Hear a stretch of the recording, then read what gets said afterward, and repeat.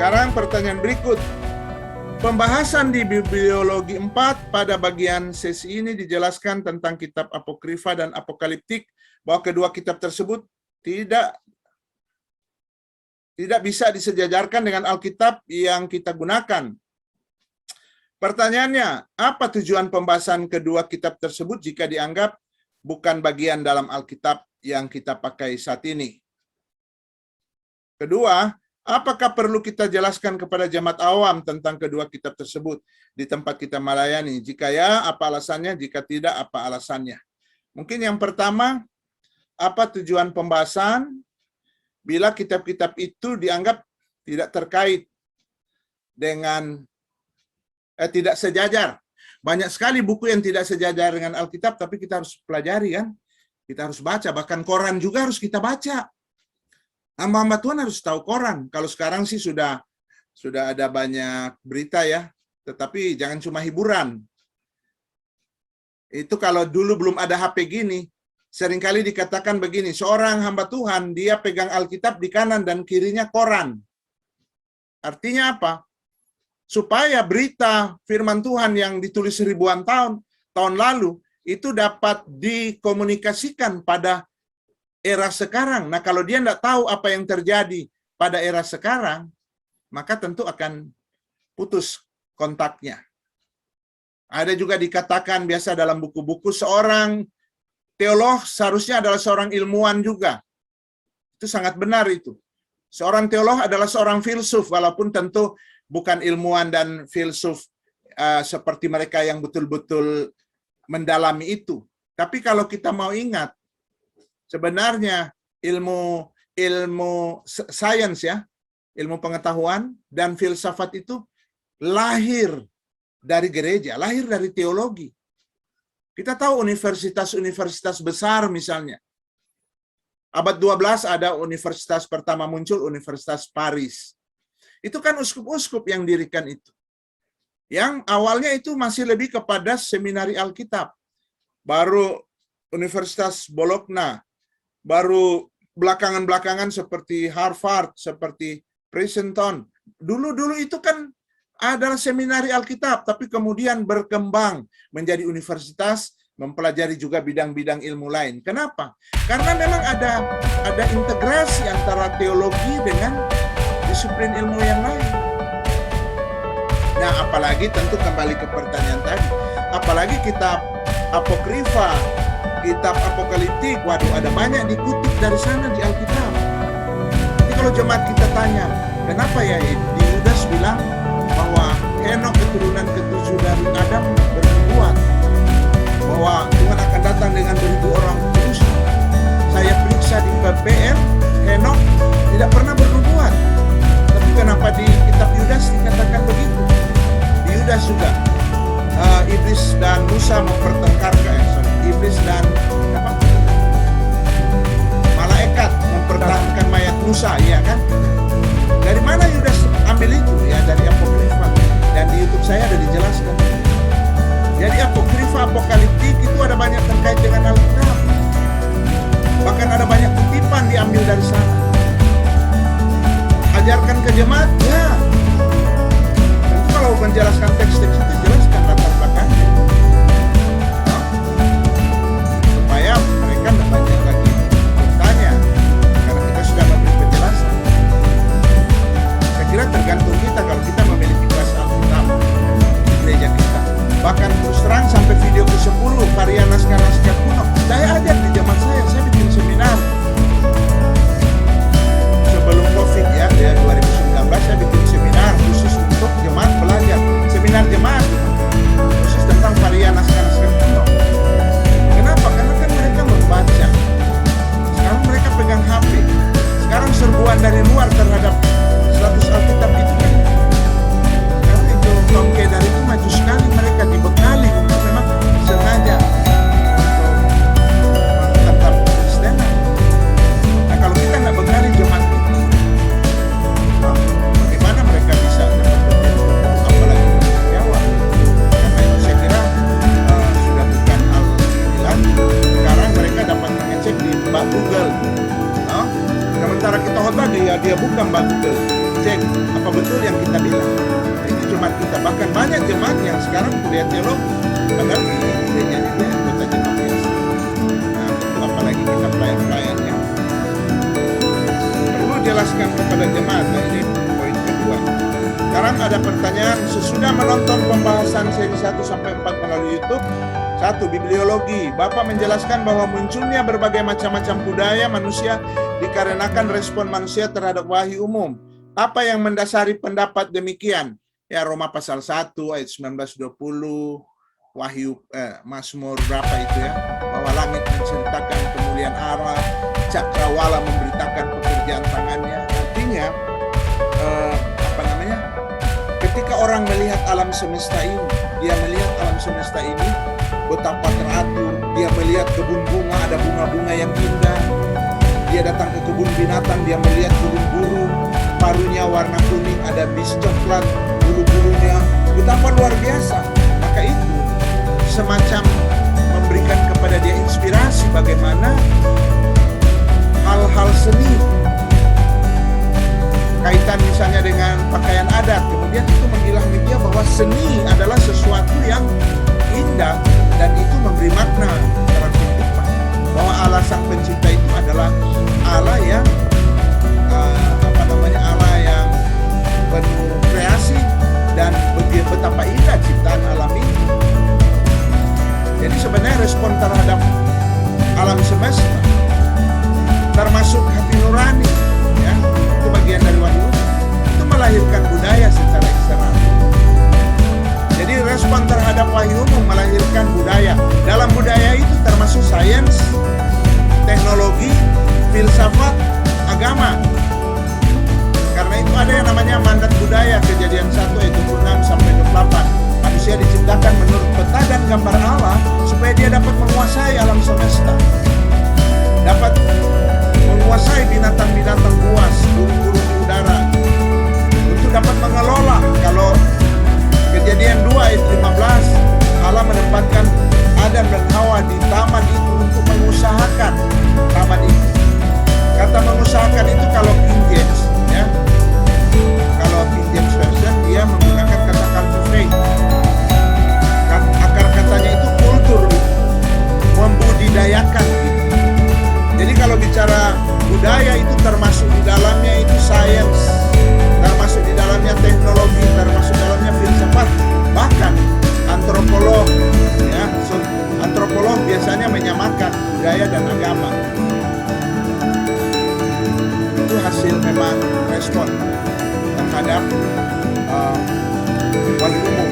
Bahkan mereka juga mengira kekristenan itu hanya sekedar respon terhadap wahyu umum. Bedanya kalau respon terhadap wahyu umum secara internal, itulah yang melahirkan agama, penghayatan ke dalam, bahwa tidak mungkinlah dunia yang luar biasa begini tidak ada penciptanya. Teori Big Bang itu secara nalar sehat tidak masuk di akal. Hanya dari satu titik kecil nebula, kemudian dia berkembang lebih lama, lebih besar, putarannya lebih cepat, kemudian jadi panas, dia meledak, dan ledakan itu ada yang jadi bintang-bintang, ada jadi bulan, matahari, jadi bumi. Tapi pertanyaannya, mengapa para astronomi melihat bahwa di alam sana, alam luar angkasa sana, bintang-bintang itu ada pada gugusannya, rapi sekali. Planet-planet itu beredar pada lintasannya. Kalau itu hanya satu ledakan, pasti berantakan. Jadi sebenarnya yang kemudian kita bilang teori karena mau menyangkal teori penciptaan, teori Big Bang, teori evolusi, sebenarnya kan itu tidak memiliki dasar-dasar ilmiah. Karena itu ilmuwan-ilmuwan yang murni biasanya mereka menolak teori-teori model begitu. Banyak spekulasinya kalau bicara evolusi. Poin 2, seri kedua pengilhaman dalam penulisan Alkitab, Bapak mengatakan penulis tidak didikte, tapi digerakkan langsung oleh Tuhan. Cara apa yang Allah pakai untuk menggerakkan manusia? Saya kira sudah dijawab. Karena jika tidak didikte, maka mustahil manusia dapat menulis dengan benar Alkitab itu. Saya kira tidak begitu. mohon penjelasannya. Enggaklah, kenapa harus didikte? Kalau dikte kan harus kata demi kata itu, ya, didiktekan atau kalimat demi kalimat. Setiap kita bisa mengutarakan sesuatu dengan benar semua dengan kalimat yang berbeda. Gitu kan? Ada suatu peristiwa terjadi dan Metro TV datang, TV One datang, wartawan-wartawan dari situ ya, meliput itu. Mereka menyampaikan apa yang terjadi itu dengan cara yang berbeda-beda, dengan terminologi berbeda, kalimat berbeda. Tetapi semua yang mereka tegaskan, nyatakan itu benar. Benar tidak harus berarti semuanya sama kata-katanya kan. Kalau didikte ya memang para penulis itu menjadi mesin tik yang pasif. Kalau ini enggak. Jadi dalam Alkitab itu ada unsur ilahinya, tapi ada unsur insaninya juga. Sama dengan Yesus, ada natur ilahinya, ada natur insaninya juga. Alkitab juga begitu, ya. Sebagai wahyu firman yang menjadi tulisan, dia punya natur ilahi, dia punya natur insani. Begitu juga firman yang menjadi daging punya natur ilahi, punya natur insani. Sama itu. Jadi ada natur insaninya. Ya, kalau kaum Kedar itu pengertian wahyu kan memang turun, bahkan ada hari raya kan nusul. Kalau mereka nusul Quran, kalau kita kan nusul Isa. Firman yang turun menjadi manusia. Itu yang kita rayakan Natal kan? Kalau mereka nusul Quran itu hari raya turunnya. Turunnya itu pada saat diperlukan. Ketika Nabi merasa perlu ayat, turunlah ayat. Jadi ayat itu turun sesuai dengan ketika dibutuhkan.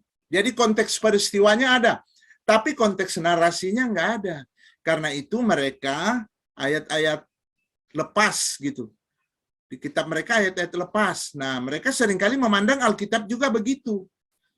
Karena itu sering kalau diskusi mereka tanya, mana dalil? Ini dalil. Karena mereka itu ayat-ayat lepas. Kalau kita itu comot-comot ayat, comotologi. Kemudian hubungkan dengan ayat di bagian lain, cocokologi. Dan saya kira sudah saatnya kita bertobat ya. Karena sejarah gereja menunjukkan memang sampai abad ke-19, untung saja kita telah mewarisi doktrin bapak-bapak gereja. 3 doktrin utama. Tetapi semua gereja, semua aliran menggunakan metode hermeneutiknya, comotologi dan cocokologi. Karena itu semua gereja punya ajaran berbeda-beda dan semua kelihatan ayatnya memang cocok. Bahkan bidat-bidat juga ada ayatnya. Dan mereka melihat ayat-ayat yang mereka sambungkan satu dengan yang lain cocok-cocok. Dengan kata lain, metode proof text, mencomot-comot ayat, menghubung-hubungkan ayat dari satu teks ke teks lain tanpa memperhatikan konteks. Akibatnya apa? Apapun kita mau ajarkan, ada ayatnya. Kita bisa mengajarkan apa saja kalau menggunakan metode proof text itu. Ayat bukti. Comot ayat. Apa saja kita mau ajarkan ada ayat. Nah, kita tentu sadar bahwa cara seperti itu tidak bertanggung jawab. Karena Allah waktu mengilhamkan itu, Allah sendiri sebenarnya penulis tunggal. Roh Kudus penulis tunggal Alkitab. Dan dia memakai orang secara aktif. Nabi-nabi, rasul-rasul. Tapi sebenarnya Roh Kuduslah penulis Alkitab itu. Itu keyakinan ya. Keyakinan kita, tetapi dia memakai tentu orang-orangnya, menulis apa adanya, menurut kultur dia, menurut kemampuan kapasitas pribadinya. Contoh misalnya kalau baca PB bahasa Yunani, sastra Markus itu sangat di bawah sekali bandingkan dengan penulis kitab Ibrani. Kenapa begitu? Ya karena kapasitas orang, tapi Tuhan bisa memakai kapasitas apapun. Dia dapat memakai Markus menulis Injilnya walaupun gramatika yang dipakai Markus dalam Injilnya itu bahkan seringkali kalau kita gunakan gramatika yang kita pelajari di kampus itu seperti tidak genap seringkali. yang dipakai Markus. Tapi kalau Ibrani, wah, sastranya tinggi itu. Tapi apapun latar belakangnya, Tuhan bisa pakai untuk menyatakan kebenaran. Seperti Paulus adalah teolog dari Yerusalem, sedangkan murid-murid itu hanyalah orang-orang kampung di Galilea. Tapi Tuhan pakai semua mereka luar biasa dengan kapasitas mereka. Karena itu beda baca surat Paulus dengan surat Petrus, kan beda itu. Kita merasakan perbedaan itu kan. Dalam terjemahan aja kita merasakan perbedaan itu. Surat-surat Paulus dengan surat-surat Petrus, Yohanes. Petrus aja mengakui itu dalam 2 Petrus 3 ya. Saudara kita yang kekasih telah menulis dengan hikmat yang diberikan kepadanya, di mana tulisan-tulisannya itu ada banyak hal yang sulit untuk dipahami. Ya, karena memang latar belakang mereka kan ya dari pertama sekolah rendahan ya, sekolah atau hanya tamat SD lah di Galilea. Tapi kemudian kan mereka belajar dengan Tuhan 3 tahun siang malam. Kemudian mereka dipakai Roh Kudus, belajar, tapi bagaimanapun latar belakang mereka mempengaruhi mereka. Paulus memang latar belakang dari sekolah teologi kasih Allah Yerusalem. Ya. Teologi kasih Allah Yerusalem. Jadi memang dia ada latar belakang itu dan Tuhan pakai dia. Yang penting aja dia bertobat dan jangan sombong bahwa memang itu adalah pemberian Tuhan dan Tuhan kirim dia ke Athena, Tuhan kirim dia ke Yunani kepada para pemikir di sana, bukan mengirim Petrus ke sana. Kenapa? Ya ini karena persoalan orang yang tepat ada di sana. Tuhan perlu seorang seperti Paulus untuk penginjilan lintas budaya. 12 murid memang dipersiapkan pertama untuk penginjilan di sekitar di Yahudi dan Palestina lah, di mana budayanya ada berbeda tapi masih mirip. Tapi yang pergi ke para pemikir di Yunani, Athena sana siapa? Paulus. Kenapa? Karena memang dia lahir dan dibesarkan di Tarsus. Tetapi studi masternya itu di Yerusalem. S1, S2-nya mungkin ada di Yerusalem. Jadi memang dia dengan kapasitas itu. Jadi di sini kita lihat bahwa dalam Alkitab ada unsur insani yang dipakai Tuhan, tapi ada unsur ilahi. Dan ketika melihat unsur ilahi, maka sama itu, Kejadian sampai Wahyu. Semua memiliki otoritas yang sama, walaupun mungkin gaya penyampaiannya berbeda. Silakan bila ada pertanyaan.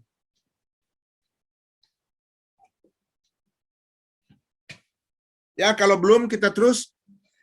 Seri ketiga mengenal pengkanonisasi Alkitab.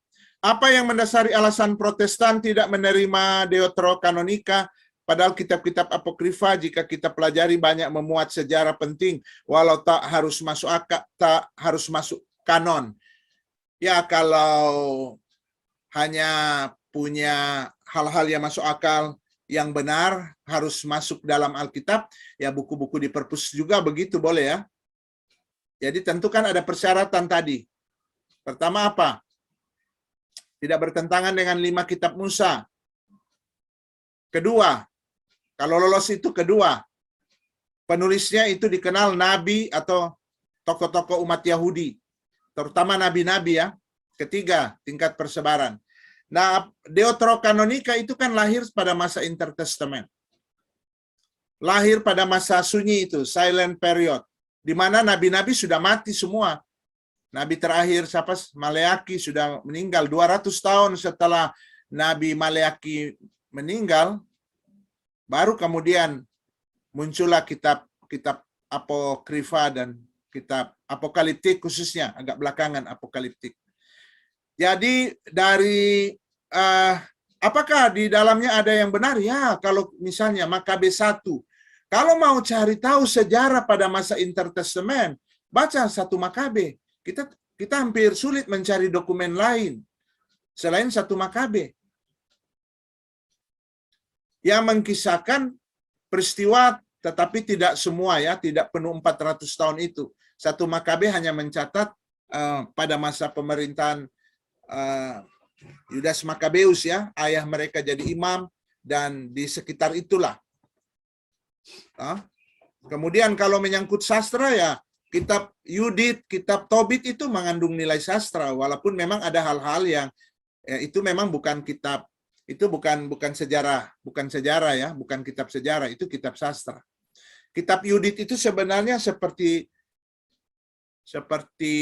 novel rohani. Di dalamnya berisi ajaran-ajaran tentang moral, ajaran-ajaran tentang patriotisme Yahudi, kemudian yang lain-lain berisi tentang pengharapan mesianik. Apalagi kitab-kitab apokaliptik itu berisi itu semacam khotbah-khotbah. Kalau kitab apokaliptik mengandung pengharapan mesianik bahwa Mesias akan datang. Karena waktu itu orang Israel sudah merasa Tuhan meninggalkan mereka karena nabi-nabi tidak pernah muncul lagi. Mereka bertanya-tanya. Maka ada orang-orang yang berinisiatif menulis kitab-kitab itu dan mencatut nama-nama tokoh besar. Karena itu nama Enokh aja ada 360-an naskah. 360-an mencatut nama Enokh. Nah, itu bedanya dengan kitab Wahyu. Kitab Daniel. Kitab Daniel juga sebenarnya karakternya itu kitab apokaliptik, tetapi mereka tidak mencatut nama orang lain. Daniel langsung menyebut namanya. Yohanes dalam kitab Wahyu bilang, "Aku Yohanes, hamba Yesus Kristus." Dia tidak minder. Biasanya kalau penulis apokaliptik itu minder untuk menyebut dirinya, karena mereka pikir kalau mereka hanya menyebut dirinya, maka mungkin tidak akan digubris kitab ini. Maka biasanya mencatut nama Elia, nama Enokh, nama Daniel, Yeremia, itu mereka kutip. Tetapi Yohanes waktu menulis Wahyu, walaupun karakternya mirip dengan kitab apokaliptik, bedanya, enggak, dia memperkenalkan dirinya. Hamba Yohanes, hamba Yesus Kristus. Nah, itu ada mata kuliah kalau di S1 ya. Ada yang mata kuliahnya literatur intertestament, ada periode. Seringkali digabung itu. Digabung ya. Periode intertestament atau literatur intertestament. Ada pertanyaan nih Pak. Silakan Pak. Yaitu tentang 5 kitab puisi. Nah, yang termasuk dalam kitab puisi itu kitab apa saja Pak? Mohon penjelasannya. Di STT bisa ada berbeda. 5 kitab puisi yaitu Ayub, Mazmur, Amsal, Pengkhotbah, Kidung Agung. Tapi di tempat lain, kitab ratapan pun dimasukkan ke dalam kitab puisi. Tergantung aja ya. Sebenarnya kitab nabi-nabi juga ditulis dengan gaya puisi. Cuma ya memang dikelompokkan. Jadi dibedakan itu dia hanya untuk supaya walaupun genre-nya mirip, tetapi supaya kita tahu oh ini kelompoknya ini. Kalau Alkitab bahasa Ibrani kan cuma dikelompokkan 3 ya, Taurat, Nabiim, kitab nabi-nabi, Ketubim, surat-surat, tulisan-tulisan. Tapi kita Kristen mengikuti Septuaginta. Jadi waktu PL diterjemahkan ke bahasa Yunani 200 tahun sebelum Kristus, disebut terjemahan Septuaginta, mereka membagi 5 itu. Dan Kristen mengikuti 5 pembagian tadi. Gitu ya. Masih ada satu lagi Pak. Pertanyaan berkaitan dengan 12 kitab sejarah Pak. Untuk yang masuk dalam 12 kitab sejarah, kitab-kitab apa saja yang di dalamnya begitu. Karena kita belum memahami karena kita bukan dari litologi tapi dari iya. Pak. Jadi mohon penjelasan. Ya. 12 kitab. Iya. Ya, jadi ya, jadi kalau PL pertama 5 kitab Taurat, Kejadian sampai Ulangan. Baru 12 kitab sejarah dari Yosua sampai Ester. Baru 5 kitab puisi yaitu Ayub sampai Kidung Agung. Baru 5 nabi besar Yesaya sampai Daniel.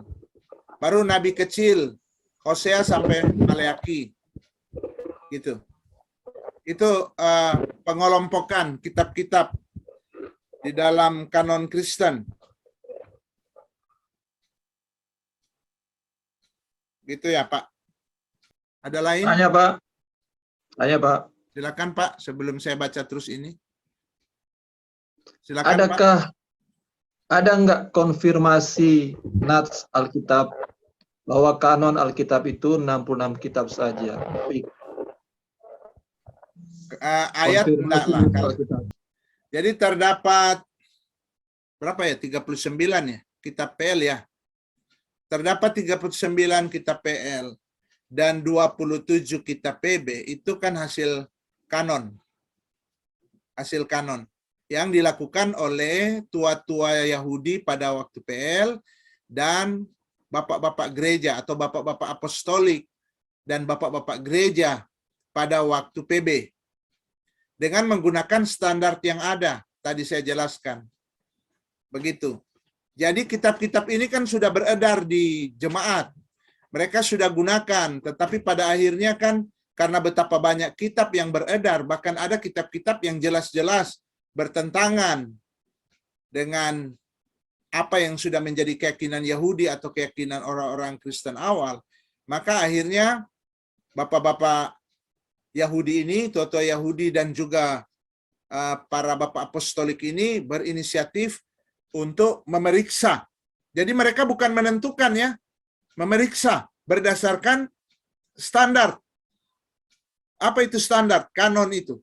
Jadi kanon itu standar. Kalau makna kata itu kan ukuran, mistar. Apa ukurannya? Tadi yang saya jelaskan. Pertama, 5 kitab Taurat menjadi standar pertama.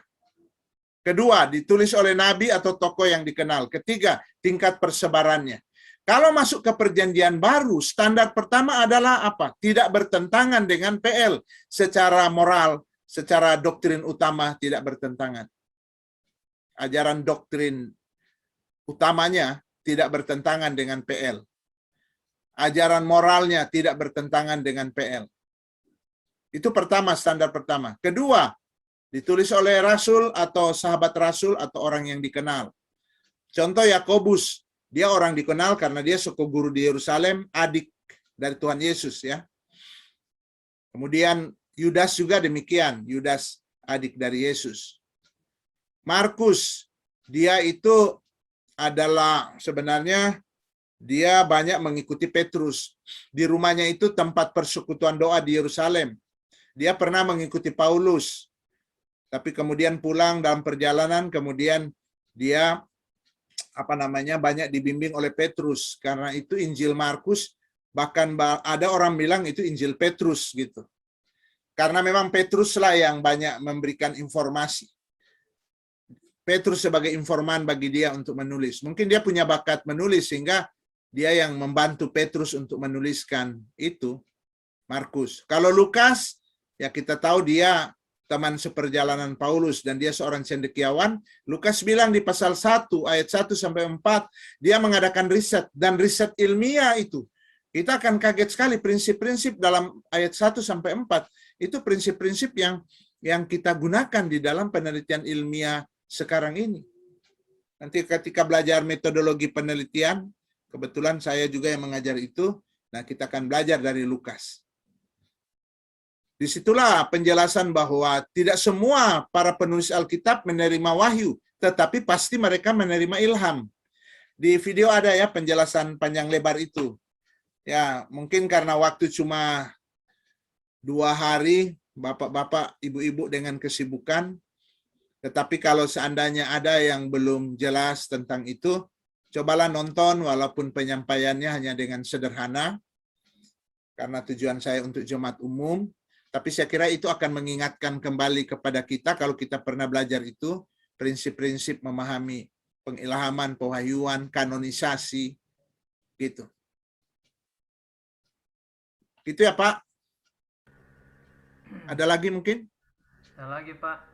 Jadi tidak ada ayat ya kalau ditanya ayat dari PLPB yang menyebutkan nama-nama kitab yang diilhamkan, tentu tidak ada karena kitab-kitab itulah yang dikumpulkan. Tetapi prinsip-prinsip pengilhaman pewahyuan ada di Alkitab ya, antara lain 2 Timotius 3 ayat 16, baru 1 Petrus berapa ya? 1 ayat 20 21 atau saya agak lupa 1 Petrus 1 2 Petrus 1 ayat 20 dan 21. Ya, Itu prinsip-prinsip dalam mengerti tentang pengilhaman.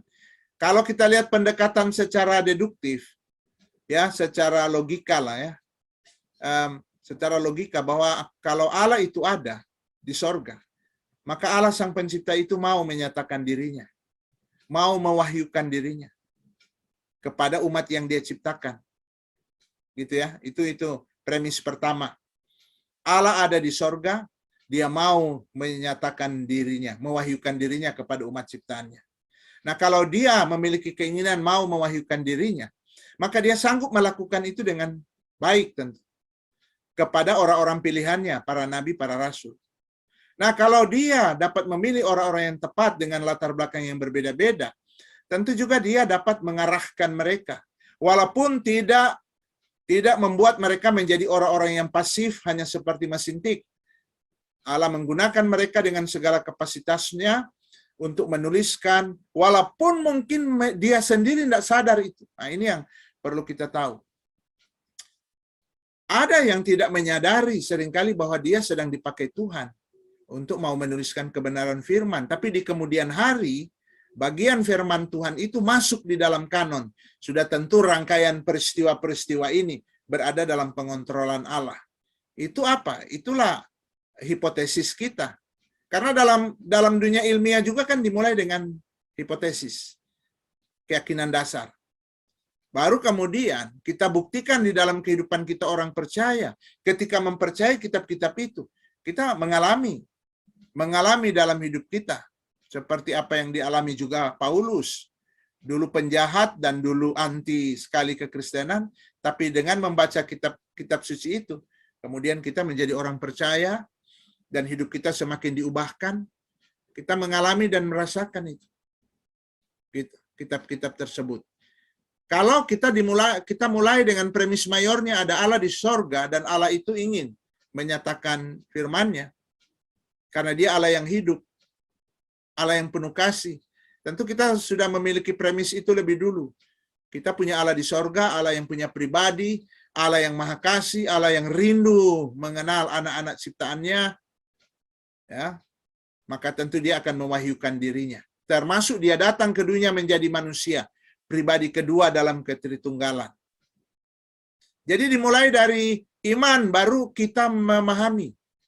Jadi prinsipnya itu bukan cuma dalam dunia teologi, dalam dunia sains juga. Dimulai dari hipotesis. Hipotesis itu kan keyakinan dasar, anggapan dasar.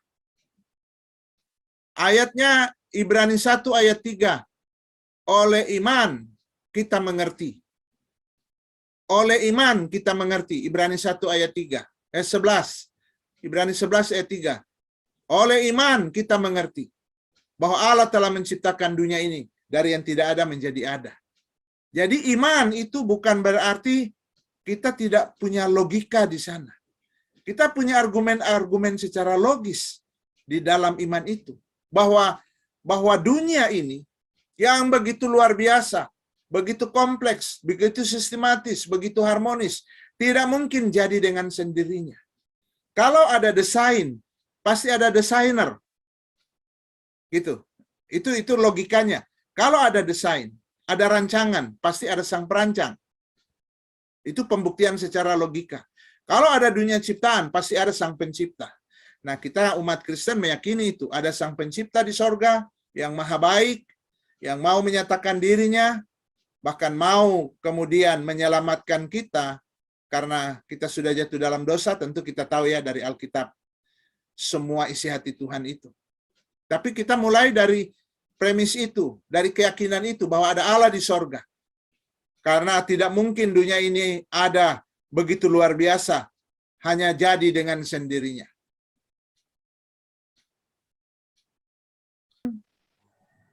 Mau bertanya, Pak? Oke, silakan Nadul. Ya, terima kasih untuk kesempatan yang diberikan. Tadi sempat dibahas tentang wahyu umum. Tentang wahyu umum ketika manusia, respon manusia terhadap wahyu umum. Dan pertanyaan saya adalah, karena respon manusia untuk kepada wahyu umum melahirkan budaya dan sains dan lain sebagainya. Kalau kita lihat di Indonesia sendiri, ketika banyak kebudayaan yang ada di Indonesia dan ada banyak kepercayaan yang mereka percayai, dan ini mungkin karena pengaruh dari ketika mereka respon terhadap wahyu umum dan ada kepercayaan. Nah, kira-kira apakah ada kebenaran di sana ketika mereka mempercayai kepada Allah yang mereka percayai karena merespon wahyu umum ini? Ya. Dengan dilihat dari sudut banyak juga orang-orang Kristen yang masih percaya dengan yang namanya prima scriptura ditambahkan dengan hal-hal yang lain. Kira-kira bagaimana Pak untuk ini? Ya, jadi di video ada jawaban itu ya, dan tolong dinonton lagi, tapi saya akan jelaskan lah, ya. Tapi ulang nonton lagi supaya ada penjelasan lebih detail di video. Jadi gini, yang jelas mandat budaya itu kan sebelum manusia jatuh dalam dosa. Kejadian 1 ayat 26 sampai 28, Kejadian 2 ayat 15. Di sanalah yang disebut mandat budaya. Bahwa manusia yang diciptakan itu mewakili Allah untuk dapat mengelola dunia ini, untuk dapat melestarikan dunia ini, maka sudah tentu peradaban manusia itu harus berkembang. Sehingga akhirnya dia mampu untuk menjalankan panggilan tugas di dalam mandat budaya ini. Nah, kemudian terjadi di pasal 3 kejatuhan dalam dosa. Fakta kejatuhan itu telah mempengaruhi semua aspek kehidupan. Jadi kita tidak boleh abaikan fakta kejatuhan ini. Jadi kalau tadi saya katakan bahwa itu hasil respon pada wahyu secara umum, tetapi ingat, fakta kejatuhan manusia dalam dosa itu telah membuat semua bidang kehidupan kita mengalami distorsi akibat dosa. Dalam bidang teologi, teologi itu kan hasil respon terhadap wahyu khusus. Tapi kan ada teologi yang sesat. Bahkan ada teologi kita harus selalu awasi. Syukur bahwa ada teologi tadi yang saya bilang sudah diwariskan.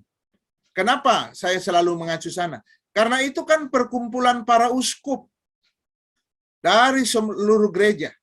Gereja Barat, Gereja Timur. Jadi bukan teologi satu orang. Sekarang ini bagaimana cara kita berteologi? Kita tidak boleh berteologi secara mandiri.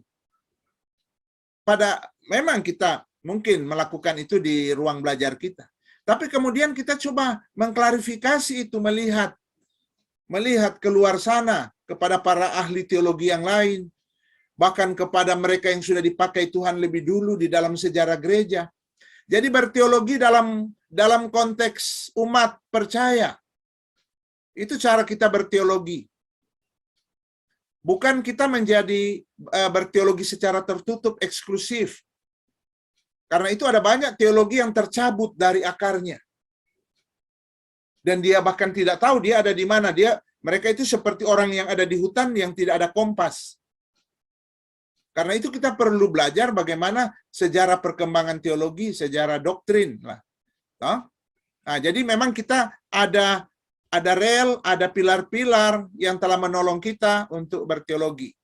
Tapi itu pun pengaruh dosa menyebabkan ada distorsi. Jadi kalau di dalam budaya, di dalam agama-agama mengalami distorsi, ya itu memang karena kita ada dalam dunia berdosa. Kalau ditanya apakah ada kebenaran di sana, saya dapat katakan ya, tetapi kebenarannya kan kebenaran yang sifatnya universal. Kebenaran yang tidak menyelamatkan, ya cuma kebenaran universal yang semua agama mengakui, semua orang mengakui. Bahkan ateis juga yang bilang-bilang ateis, itu mengakui itu. Padahal ateis itu Allahnya adalah ideologinya itu kan. Jadi semua orang punya Allah sebenarnya. Cuma dia menolak Allah Yahweh, dan dia menjadikan ideologi ateisnya itu sebagai Allahnya. Mereka, jadi misalnya kebenaran universal, berdusta adalah dosa. Ya semua agama mungkin mengakui, atau memang ada agama yang sengaja mengajarkan dusta, takiyah. Oke lah, itu lain. Tetapi pada prinsip umumnya mereka mengatakan itu dosa. Membunuh adalah dosa. Itu kan kebenaran universal. Di dalam Alkitab itu ada kebenaran yang sifatnya universal begitu. Contoh kitab Amsal. Kalau kita pelajari kitab Amsal, itu Amsal-Amsal dalam kitab Amsal itu banyak sama dengan Amsal-Amsal yang ada pada bangsa-bangsa kuno waktu itu. Itu kan hanya berisi kata-kata mutiara, berisi kata-kata bijak. Nah, ada banyak orang di luar kekristenan yang juga bijak menyangkut hidup ini. Konfutsius termasuk, Lao Tse termasuk orang-orang bijak yang ajaran-ajaran mereka tentang filosofi hidup itu luar biasa. Kalau baca buku Upanishad dari Hindu, itu luar biasa ajaran-ajaran mengenai filosofi hidup. Kalau Konfutsius dia ajarkan gini, jangan melakukan apa yang engkau tidak mau orang lakukan itu kepadamu. Langsung kita ingat kan khotbah di bukit ini, Yesus ya. Konfutsius bilang itu, jangan lakukan apa yang engkau tidak mau orang lakukan kepadamu. Yesus mengatakan, lakukanlah apa yang engkau mau orang lakukan kepadamu. Sama atau mirip atau beda? Mirip ya. Mirip itu. Cuma bedanya, kalau ajaran Yesus itu aktif. Kita anak Tuhan disuruh aktif. Lakukanlah apa yang kita mau orang lakukan itu kepada kita. Kalau ajaran Konfutsius mirip tetapi pasif. Jangan lakukan apa yang engkau tidak mau orang lakukan itu kepadamu. Jadi ada banyak ajaran-ajaran yang agung. Nah, orang kalangan pluralisme, seperti misalnya Paul Knitter, dia teolog Katolik. Waktu dia pergi ke India, dia kaget. Loh kok ada banyak ajaran-ajaran luhur ternyata di dalam agama Hindu. Dan kemudian dia sudah mengatakan bahwa semua agama sama. Semua dapat menyelamatkan, membawa orang ke sorga. Nah, itu adalah kebablasan. Kalau dia paham tentang wahyu umum, wahyu khusus, mereka mendapatkan itu dari wahyu umum. Walaupun tentu ada unsur-unsur distorsi, yaitu misalnya ada unsur penyembahan berhalanya. Ya. Dalam semua suku bangsa begitu kan? Kalau kita di Manado, di Minahasa atau di Sangir itu sebelum bahkan Opok Wananatas di Minahasa, sebelum Kristen masuk itu artinya ya opo-opo. Mau Ruata yang ada di Sangir juga gitu. Debata di Batak itu ya Dewata. Itu ada itu mereka percaya tentang apa Debata mula jadi Nabolon, pencipta alam semesta ini. Tapi itu konsep yang memang ada. Kenapa? Karena ada wahyu umum yaitu hati nurani. Maka semua orang dia tinggal di hutan pun dia punya konsep tentang agama. Karena itu dia menyembah pohon, menyembah batu. Jadi baik agama primitif sampai agama modern sekarang itu lahir dari hati nurani dia menyadari bahwa ada roh di atas manusia. Karena itu setiap suku bangsa punya konsep tentang Allah. Namanya beda-beda. Tapi ingat, semuanya ini hanya untuk menyatakan bahwa Allah itu ada. Kesadaran bahwa Allah itu ada, meskipun namanya berbeda-beda. Tetapi wahyu umum tidak dapat membawa orang datang kepada keselamatan, ke sorga. Selain wahyu khusus, yaitu Allah sendiri dalam pribadinya yang kedua turun ke dunia ini. Bahkan rela mati di salib, menebus dosa kita di sana. Hanya melalui penebusan dosa itulah orang diselamatkan. Itu wahyu khusus. Dan kita dapat itu dari Alkitab, firman yang tertulis. Tetapi ingat, kita dapat bertemu dengan mereka dari agama-agama lain. Dalam wilayah apa? Dalam wilayah wahyu umum. Kita boleh sama-sama bekerja sama untuk penanggulangan pandemi Corona. Kita bersama-sama menanggulangi bencana alam, kelaparan yang terjadi. Kenapa? Karena semua kita memiliki kesadaran akan kemanusiaan. Bukan cuma kita anak Tuhan Kristen ya, bukan. Karena mereka juga ada wahyu umum yang mereka responi. Ya, tapi memang bahwa ada unsur pemberhalaan di sana ya memang akibat dosa. Itu harus diakui. Bahkan dalam teologi yang menamakan Kristen seringkali ada unsur pemberhalaan. Bahkan menentang Yesus kan. Oke ya, saya terus dulu yang sudah ditulis ya. Jadi Pak, ini konfirmasi juga Pak. Ya, Hati nurani berarti nggak bisa juga untuk menyelamatkan ya Pak ya? iyalah. Tapi kalau kita tidak ada hati nurani ya kita kayak hewan ya. Yang membedakan kita dengan hewan kan hati nurani. Kita terus penjelasan pada bibliologi seri 3 tentang apokrifa. Pertanyaan, apakah kitab apokrifa bisa disamakan dengan buku-buku rohani yang memiliki makna aplikatif dalam kehidupan sehari-hari? Ya. Seperti buku di perpustakaan kita lah. Jadi kalau Katolik memang pada akhirnya mereka memasukkan itu. Tapi ingat dulu, Septuaginta 200 tahun sebelum Kristus waktu menerjemahkan PL, mereka memasukkan apokrifa, tetapi dengan catatan bahwa kitab-kitab ini tidak sejajar, tidak punya otoritas sama dengan 39 kitab yang lain. Tapi mereka cantumkan dan itu dicantumkan setelah Maleaki. Kitab-kitab itu ya ada kalau ini Alkitab saya, kalau Alkitab saya ini Alkitab Deuterokanonika ya. Ini. Nah, jadi ada 9 kitab apokrifa ada di sini. Jadi waktu Septuaginta mereka masukkan. Itu berjalan terus sampai era Kristen. Era Kristen masuk. Karena itu ketika Jerome menerjemahkan ke dalam bahasa Latin Vulgata, itu juga masuk. Tetapi disertai catatan. Ketika masuk di era Martin Luther masih masuk juga. Nanti kemudian tokoh-tokoh Protestan lama-kelamaan mulai kemudian mengeluarkan. Tidak masuk lagi di dalam Alkitab terbitan Kristen, Protestan. Tetapi sekarang di STT Protestan mulai menyadari bahwa kitab-kitab tersebut adalah dokumen-dokumen tua yang tetap punya nilai. Walaupun dia bukan firman Tuhan. Jadi kalau ditanya, ya sama dengan literatur kuno. Kalau kita temukan literatur kuno kan kita berharga sekali ya. Kita akan simpan baca literatur dari Sokrates kah, dari Plato kah, dari Homer kah, dari Dante.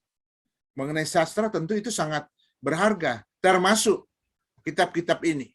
Kenapa? Karena memang dalam kitab-kitab ini ada banyak yang terkait dengan penulisan perjanjian baru. Ada data-data yang dipakai oleh penulis perjanjian baru diambil dari sana. Sehingga dapat menolong kita untuk memberi jawab. Dan itu misalnya 1 Makabe, saya ulang, itu adalah literatur yang mudah kita dapat sekarang, yang menceritakan masa intertestament setelah meninggalnya Maleaki. Kita boleh baca sejarahnya itu. Jadi sama dengan kitab-kitab yang ada di perpus, tidak diilhami kan, tapi kita berguna bagi kita kan. Tidak diilhami bukan berarti salah semua ya. Tidak diilhami artinya itu memang itu adalah karya manusia yang murni. Nah, karya yang murni ini berguna atau tidak tergantung tentu ya. Itu ada masalah di dalamnya, masalah tahyulkah atau ada masalah standar moral yang rendah, yaitu lain soal. Tapi saya kira karena ini tulisan orang-orang Yahudi yang standar moralnya tinggi, semua itu tidak ada masalah kalau menyangkut standar moral. Yang masalah mungkin kalau di kitab Yudit, di situ memang ada unsur tahyul di situ ya. Itu cerita karena bukan Yudit, Tobit. Karena memang Tobit itu bukan kisah sungguhan itu. Tapi sebenarnya dia mau menjelaskan tentang beberapa hal.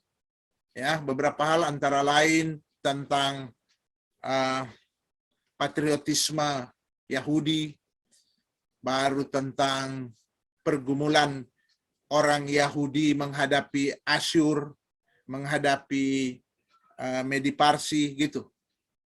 Dan mereka menulis kitab-kitab itu. Jadi pertanyaan di sini ya sama dengan buku-buku di perpus. Apakah hasil respon dari wahyu umum berkenan kepada Allah dan dikehendaki oleh Allah? Jika ya, bagaimana agama di luar kekristenan? Ya, Allah mau supaya kita berespon. Kalau kita Kristen, respon kita paling utama tentu wahyu khusus ya. Yesus dan kitab suci. Oh, tetapi kita juga kan pergi ke taman bunga, pergi ke kebun binatang, pergi ke pinggir pantai, pergi ke konser musik. Kita menikmati yang kita bilang ciptaan alam, ciptaan Tuhan, karya-karya seni agung. Toh? Begitu. Jadi kita merespon hati nurani kita, ya. Kita merespon kehidupan di sekitar kita. Jadi sebenarnya kita kaya sekali ya. Kita bukan cuma mampu merespon wahyu umum, tapi kita bahkan mampu merespon wahyu khusus. Yaitu kitab suci, Alkitab dengan merespon Yesus secara pribadi.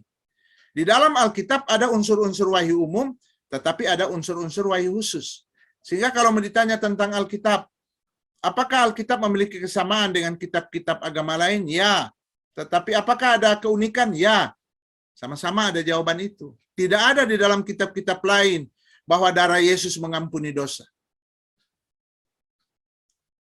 Kalau tanya kepada orang lain, mereka tidak percaya itu.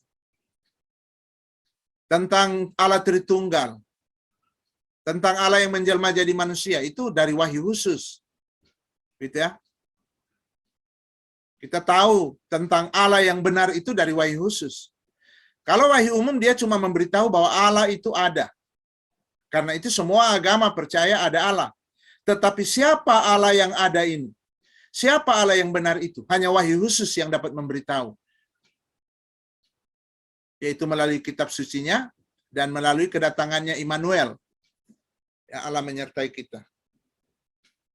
Kemudian bagaimana dengan tadi agama di luar kekristenan? Jadi agama di luar kekristenan ya pada dasarnya hampir mirip dengan ajaran-ajaran dalam bidang budaya, menyangkut moral dan sebagainya. Kalau agama murni bagi saya itu seperti Buddha, Hindu, ya, Konghucu, Zoroaster, Shinto, Shamanisme. Itu agama murni, artinya hasil dari permenungan, hasil dari meditasi para pemimpinnya.